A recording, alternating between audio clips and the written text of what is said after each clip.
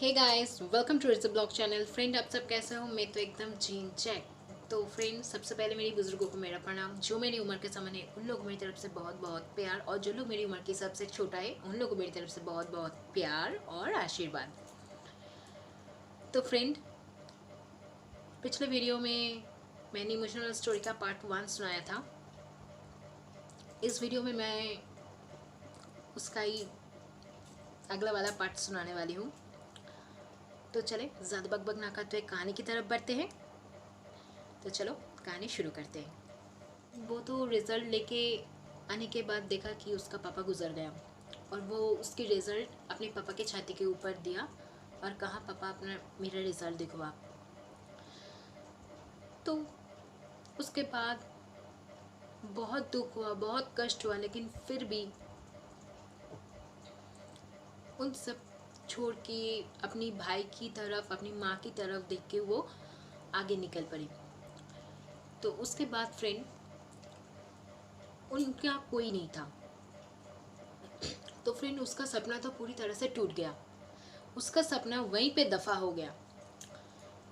तो फ्रेंड, तो अभी वो कुछ काम ढूंढ रहे थे बाहर, क्योंकि फ्रेंड उन तीनों का पेट चलाना है उसे, ऊपर से उसकी भाई की पढ़ाई की खर्चा उसे ही उठाना है।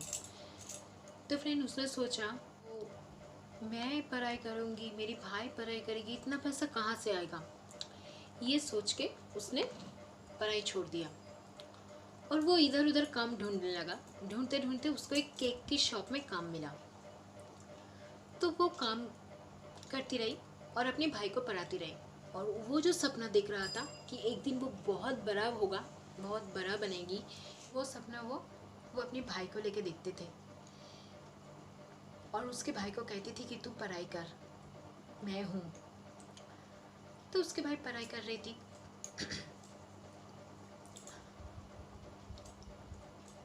तो जब उससे जो मांगती थी कि दीदी आज मुझे ये पैसे चाहिए, ये बुक खरीदना है, वो देती थी। दीदी आज मुझे ये चाहिए, मुझे ये लेना है, देती थी। दीदी आज मैं दोस्तों के साथ बाहर घूमने जाऊंगी, मुझे पैसे चाहिए, दे देती थी। कभी भी कोई सवाल नहीं पूछती थी, बस उसका एक ही कहना था कि तू पढ़ाई कर, जान लगा के पढ़ाई कर। वो उसके भाई की सारी इच्छाएं पूरा करती थी। तो ऐसा तो होता है। तो एक दिन उसके भाई ने उसे कहा कि दीदी मुझे एक बड़ा सा बर्थडे पार्टी चाहिए, मेरी सारी दोस्त आएंगे, मेहमान आएंगे। तो उसने कहा ठीक है, मैं पूरी तरह से कोशिश करूँगी। तो उसने कहा तुझे जिन जिन दोस्तों को तुझे बोलना है तू बोल दे। तो उसने कह दिया, और फिर वो जो केक की दुकान में काम करती थी वहाँ से वो एक बड़ा सा केक ले आया। उसके भाई की बर्थडे पार्टी भी बहुत अच्छी तरह से की है। तो माध्यमिक एग्ज़ाम आया, उसके भाई ने माध्यमिक एग्ज़ाम दिया। तो उसके भाई रिज़ल्ट लेने के लिए स्कूल गया। उसकी दीदी ने सोचा कि मेरा भाई बहुत ज़्यादा पढ़ा है, बहुत अच्छा पढ़ा किया है, तो शायद वो रिज़ल्ट बहुत अच्छे करेगी। तो उसने उस दिन दुकान बंद कर दी, दुकान नहीं गए, फ़ोन करके पूरा छुट्टी ले ली। और पसंद करती थी वो खुद जाके बाज़ार से ले आके बहुत सारा कुक किया, और फिर खाना ठीक से रखा। और उसके भाई आए रिज़ल्ट लेके। जब उसके हाथ में रिज़ल्ट दिया तो उसने रिज़ल्ट खुल के उसने कुछ नहीं कहा, बस रिज़ल्ट को अपने भाई के हाथ में थमा के वो वहाँ से चला गया।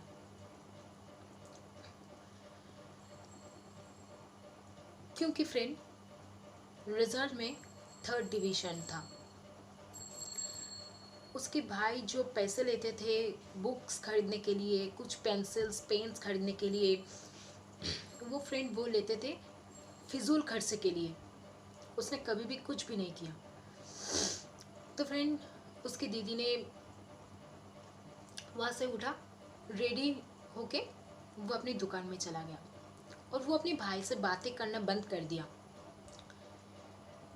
तो उसका भाई को बहुत बुरा लगा वो, कि मैं सच्ची में, मेरा दीदी इतना काम करता है और मैं ये पैसा लेके इतना फिजूल खर्चा किया। उसकी माँ ने उसको कहा कि देख, तेरा दीदी कितना काम करता है, कितना कष्ट करता है, और तू उसका पैसा लेके ऐसा उड़ाया, ये तुझे शोभा नहीं दिया। तो फ्रेंड, एक दिन उसने अपनी दीदी से जाके पूछा, उसका दीदी उसके साथ बातें करना बंद कर दिया था। उसने जाके पूछा कि दीदी कुछ तो बोलो आप। तो उसकी दीदी ने सिर्फ एक कही, अब कहने को क्या बचा है,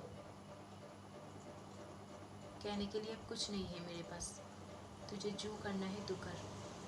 तुझे और पैसे चाहिए फिजूल खर्चा के लिए, मेरी मनी बैग पे वहाँ है, जैसा पहले लेता था अभी भी वैसा ही ले ले जा।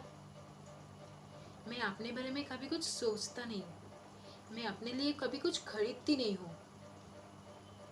मैंने वहाँ पे मुझे जो टिफ़िन के लिए पैसे मिलते हैं, मैं वो पैसे रख देती थी, ले आके तुझे देती थी, ताकि तू कुछ खरीद के खा सके, और तूने मुझे ये दिया। ठीक है, तुझे जो करना है तू कर। ये कह के उसने वहाँ से चला गया, अपने भाई के साथ बातें करना बंद कर दी।